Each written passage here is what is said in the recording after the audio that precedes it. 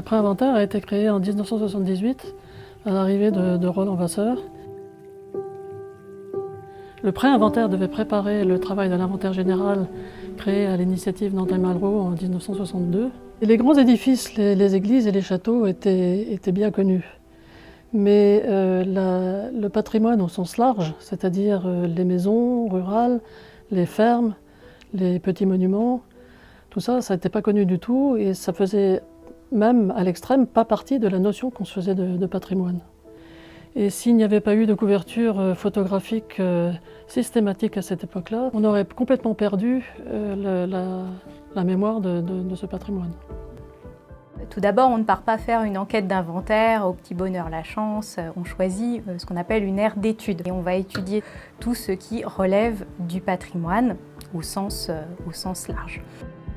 On sensibilise aussi les élus sur l'opportunité d'avoir une telle enquête sur leur territoire, parce que ça peut aussi les aider en termes d'aménagement de leur commune ou de valorisation du patrimoine de leur commune. L'intérêt pour la commune, c'est d'abord de faire valoir son histoire, et son histoire, c'est le château, c'est le haras, c'est la ferme qui a été aménagée en zone d'activité. Donc on part dans un premier temps sur le terrain. Au préalable, on aura préparé un petit peu ce terrain au moyen de cartes, notamment des cartes actuelles et des cartes anciennes pour essayer de repérer ce qui a pu exister et ce que l'on va voir quand on sera sur place. Voilà. C'est à peu près cet angle de vue là. Hein. C'est à peu près ça. Ça nous oblige aussi à une certaine rigueur dans le développement, dans la mise en valeur de l'environnement. Et donc ça ne peut être que bénéfique à la fois pour les habitants, mais aussi pour le devenir de cette commune, tout simplement. L'inventaire a besoin de sources historiques pour travailler. Donc il s'appuie sur une documentation historique et en premier lieu les fonds des archives départementales. On va pouvoir donner du sens aux documents d'archives en retraçant l'histoire du patrimoine bâti. C'est assez simple en fait, hein. On prend rue par rue et on observe édifice après édifice, ce qui pour nous relève du champ patrimonial. C'est l'église, du petit patrimoine, lavoir, fontaine ancienne, dans le cimetière aussi il peut y avoir des sépultures assez anciennes et en fonction des communes on va avoir des patrimoines un petit peu particuliers. Et petit à petit, notamment quand on repère des édifices qui sont privés, hein, où on ne peut pas rentrer, on prend contact avec les propriétaires pour pouvoir rentrer d'une part et pourquoi pas réaliser des prises de vue.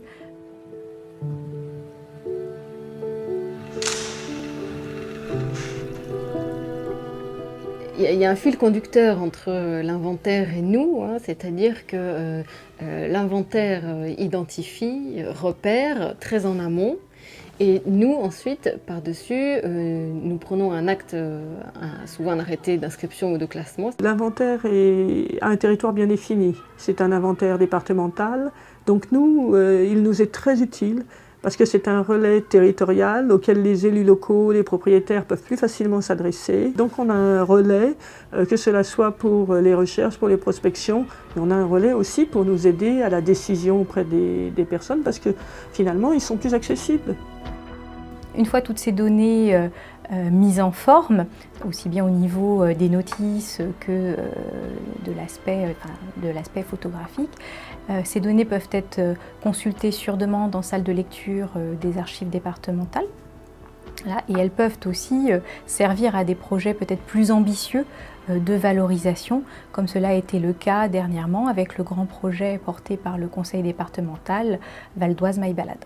Val d'Oise My Balade, c'est aussi un ensemble d'outils ludiques. Donc ludique par le côté, c'est sur smartphone d'une part, et puis on peut l'utiliser en fait en visite virtuelle. Donc depuis son canapé, depuis chez soi, son salon, on va pouvoir se déplacer dans le Vexin, on va pouvoir survoler comme un oiseau ou plonger dans l'ambiance des villages pour vraiment découvrir les panoramas, les paysages, les villages, les patrimoines et avoir envie d'y aller.